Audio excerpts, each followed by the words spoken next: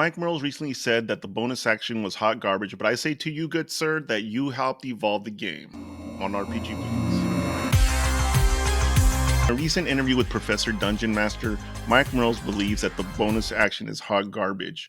But I think your blunder, sir, much like Einstein's blunder was good for physics, your blunder actually progressed the game. Now let's take a look at that video. On X, where I follow you, you said bonus actions are hot garbage that completely fail to fulfill their intended goal. It's okay for me to say this because I was the one that came up with them. Yeah, so when you think about in terms of game design, Now, he continues to say in this video how he thought bonus actions were going to be a way to really limit the number of actions that players could do.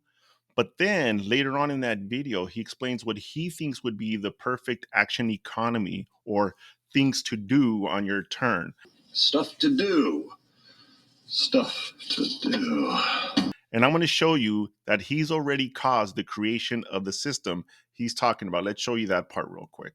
your action economy is one big swing. You're just the big brawler fighter saying, well, do you want to play the tricky character? Great, you have 4 actions. And maybe you can use all of them on someone else's turn if you want. So to me, that's what it's about, giving everyone a path to find their fun. So basically, he wants players to either use 4 attacks if they want, 1 big attack, or have all reactions if they want. Because he's pointing out to the problems with D&D 5th edition. That the blunder is that everybody's always trying to fill that bonus action, right? You moved, you've done your action of an attack, but then you start looking for that bonus action. What else can I do? And this is what slows down the game. But let us digress. Since the beginning of Dungeons and Dragons, people have trying to figure out what to do on your turn. Stuff to do. So I went and looked at all the old school Dungeons and Dragons material, and let me just tell you, it's a little bit of a mess, but it's all aggregated in one place, this rules encyclopedia. Now, the one thing I will note is for your turn, you could only do one thing. You can either do your attack, typically cast a spell, or you had to move. And that was it. For 10 seconds, that is all your character could do. Now, even then, players wanted more. They wanted more things to do. Stuff to do. Once the original D&D material began to be expanded upon, they started adding more things that your player can do. Here we're looking at an example of weapons that had special effects, and these effects were automatically imposed. So as soon as you struck, depending on the roll that you had or the effect that the weapon could do, it would just happen. But again, this was all happening at a 10-second increment.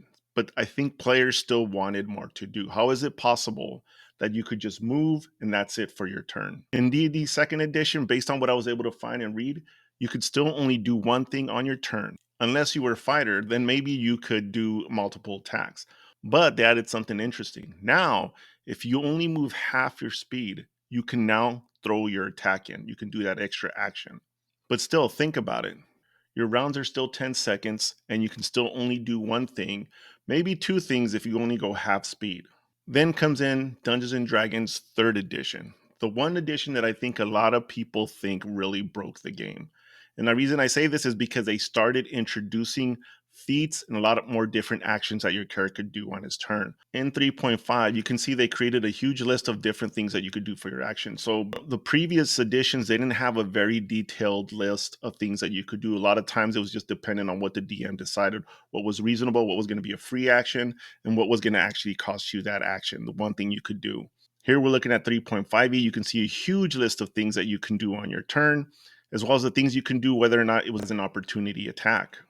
Now, I'm not going to show you the feats because there's a whole bunch of them in there, but essentially now you could use a free action to impose an extra effect. Similar to the way the old school Dungeons and Dragons did it, where the weapon just had an effect. In 3.5, you can easily add a free action, add another effect, or another type of attack that you could do. Here we're looking at Quicken Spell. You can see clearly that if you have a Quicken Spell, this is the feat that you have, you automatically get to cast a spell.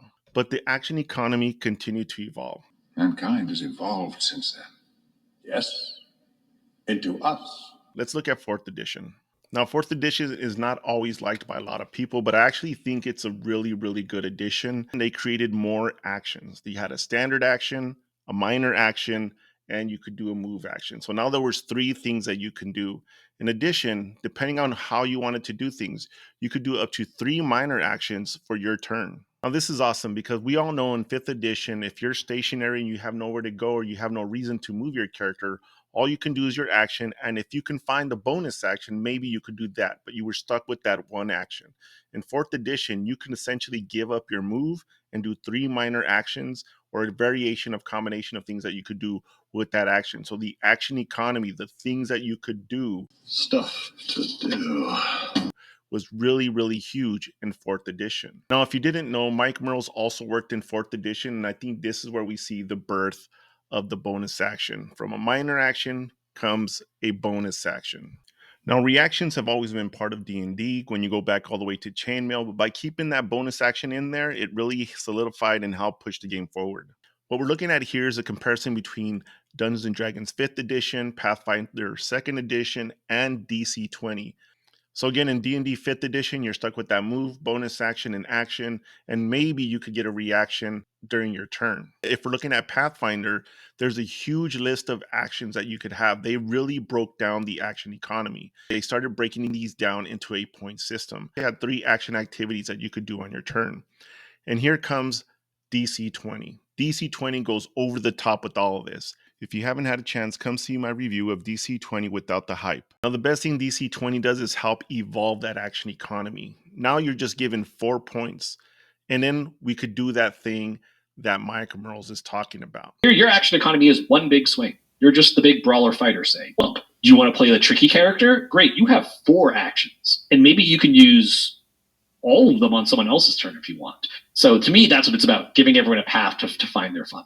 So in DC20, if you want, you can do 4 little things, or you can spend all 4 points to do one huge thing. Now here, just as an example, for 1 attack, it costs an action point. You can then add an extended attack. You can then add a power attack to add more damage.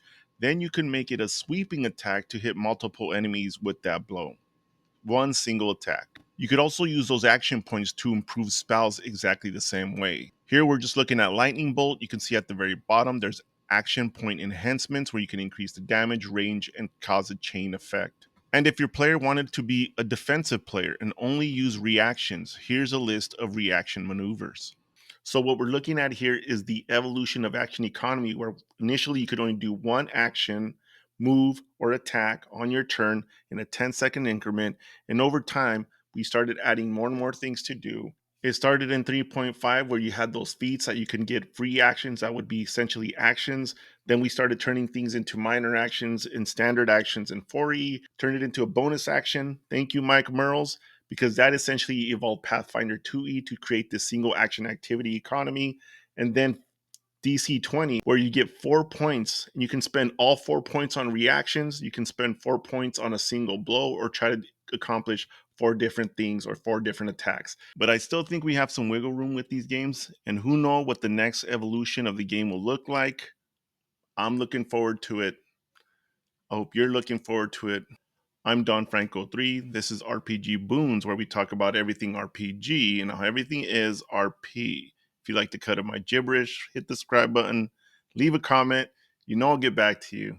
Until next time. So perhaps my work here is done. Perhaps it's time that I moved on to a place where there's Stuff to do. stuff to do.